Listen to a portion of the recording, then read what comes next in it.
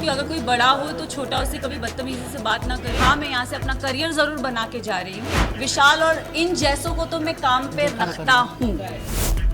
ये मैं भी बोलती हूँ कि अगर कोई बड़ा हो तो छोटा उससे कभी बदतमीजी से बात ना करे, बट अगर बड़े को ही तमीज़ नहीं हो बात करने की, लहजा नहीं हो उनका सही, तो आप आई एम सॉरी बट अगर कोई आपसे एकदम स्नूटी वे में बात करे ना तो इट्स नॉट राइट, मुझे ऐसा लगता है। एंड आई थिंक रणवीर जी से मैंने हमेशा रणवीर जी करके बोला है।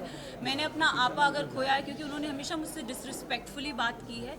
अगर आप मुझे और कृतिका को कंपेयर करोगे, उन्होंने हमेशा कृतिका को एक सॉफ्टर वे में बोला है और हमेशा when I have ever spoken to him उन्होंने हमेशा मुझे ऐसे हाँ क्या, so I think it's always a give and take.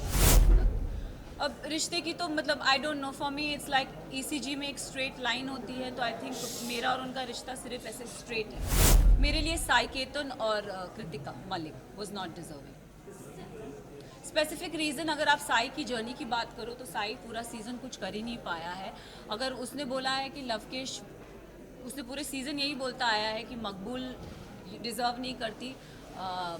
I don't know why he fail that, but उसका ओपिनियन है, इट्स ओके। बट मेरे ओपिनियन में साई मुझे लगता था कि स्टार्टिंग से वो कुछ कर नहीं रहा था। सेकेंड हाफ में उसने रणवीर जी और अरमान जी की पूछ पकड़ के वो गेम में आगे बढ़ता गया। सो साई केतन मेरे लिए डिज़र्विंग नहीं थे। कृतिका की बात करूँगी तो अगेन आई विल से कि कृतिका भी गेम में मुझे दिखी नहीं, वो अरमान के पीछे पीछे ही थी। एंड आई थिंक वो उनके लिए काम कर गया and she never got nominate, मतलब नॉमिनेशन में वो कभी आई भी नहीं। एंड जहाँ जहाँ उनके पति थे वहाँ वहाँ वो थी, तो आई थिंक सेफ प्ले करना। अगर गेम की बात करें तो गेम में किसी पे हाथ उठाना is not valid, but situation को ध्यान में रखें क्योंकि हमें नहीं पता वो सिचुएशन क्या थी और किस कॉन्टेक्स्ट में बोली गई थी। हमें एक क्लिप वीकेंड के बारे में पायल आई और कुछ बोल के गई तो हम we started judging on that perspective. But मैं एक चीज़ ये ज़रूर बोलना चाहूँगी, हम औरत में ना एक इंस्टिंक्ट होता है, किसी के टच से हमको समझ में आता है उसकी नीयत में खोट है कि नहीं है।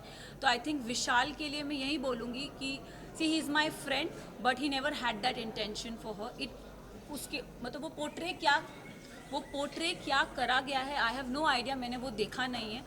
बट मुझे जैसे मैं भी एक लड़की हूँ, अगर मेरे लिए भी कोई ये शब्द बोले जाएंगे कि कुछ ऐसा बोला जाएगा तो मुझे भी बुरा लगेगा। कई हद तक मैंने अपने फ्रेंड को बोला भी था, मैंने कहा मैं एक लड़की हूँ, I could relate to this Vishal, it is not right.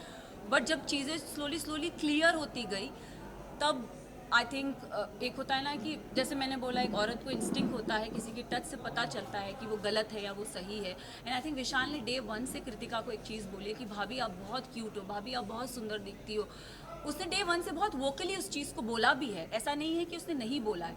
तो उस सिचुएशन को वो क्योंकि हमें पता नहीं था और दीपक जी ने बोला कि वो जो स्टोरी हमारे को दिखाई गई थी या बताई गई थी हमने उस पर जज किया। तो उनका वो जो हाथ उठना था, अगर भारी दुनिया में ऐसा कोई हमको छेड़ता है या कोई कुछ करता है तो it's a natural instinct. But game में I feel it's not right, but हम सब ने उस चीज़ को अग्री किया कि शायद इसे स्पेशल केस करके हम उसे नज़रअंदाज करते हैं।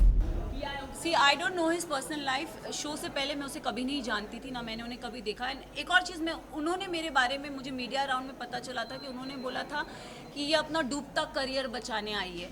तो मैं इस चीज़ पे ज़रूर एक चीज़ बोलना चाहूँगी कि डूबता करियर का तो मुझे पता नहीं, लेकिन हाँ मैं यहाँ से अपना करियर ज़रूर बना के जा रही हूँ। तो उनके लिए मैं उन्हें ये जवाब देना चाहूँगी कि सर अगर आपका करियर बनाया था तो आप इस शो में आए क्यों? फर्स्ट ऑफ ऑल आप भी तो अपना करियर बनाने आए हैं ना। तो उनको ये चीज़ ज़रूर बोलना चाहूँगी। और उन्होंने एक और चीज़ बोली थी जो मुझे मीडिया राउंड में पता चली कि विशाल और इन जैसों को तो मैं काम पे रखता हूँ। तो सर प्लीज़ काम पे रखिए, लुकिंग फॉर वर्क।